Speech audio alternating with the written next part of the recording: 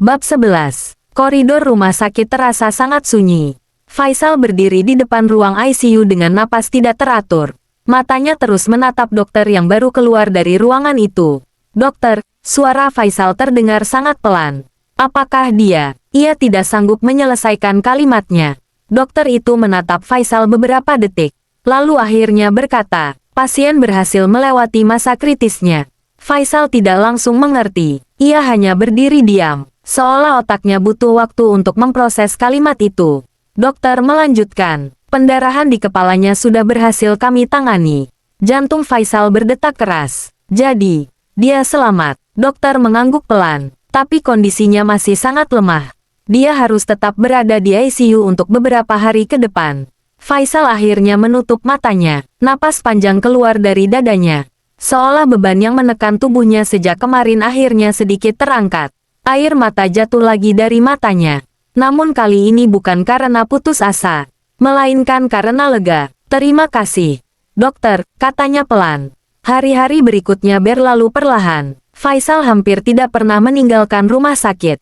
Setiap pagi ia datang. Setiap malam ia masih duduk di kursi yang sama di depan ruang ICU. Para perawat mulai mengenalnya. Beberapa dari mereka bahkan sempat berkata, "Bapak benar-benar peduli dengan pasien itu." Namun Faisal hanya tersenyum tipis.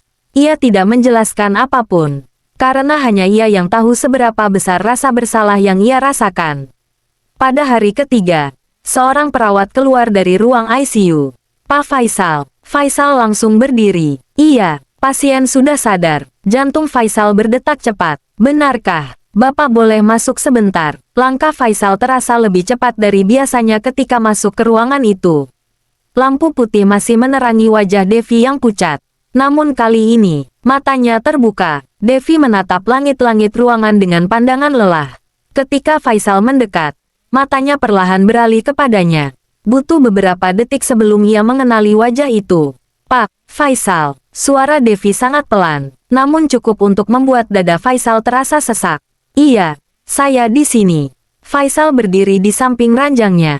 Devi mencoba tersenyum sedikit, namun wajahnya masih terlihat sangat lemah. "Maaf, saya membuat masalah lagi." Kalimat itu membuat hati Faisal terasa seperti diremas.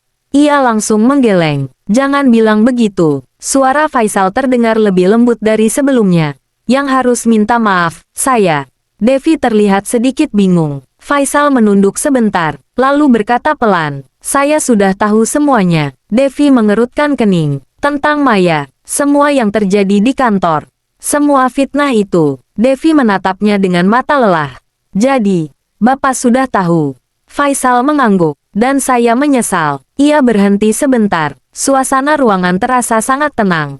"Saya seharusnya percaya kepada kamu dari awal." Devi tidak langsung menjawab. Ia hanya menatap langit-langit ruangan lagi. Lalu berkata pelan, "Tidak apa-apa, Pak." Jawaban itu justru membuat Faisal semakin merasa bersalah. "Tidak." Suara Faisal sedikit lebih tegas. "Itu bukan sesuatu yang bisa dianggap tidak apa-apa." Ia menatap Devi dengan serius. "Saya menghancurkan kepercayaan kamu." Devi terdiam. Lalu ia berkata pelan, "Saya hanya sedih karena Bapak tidak pernah mau mendengarkan saya."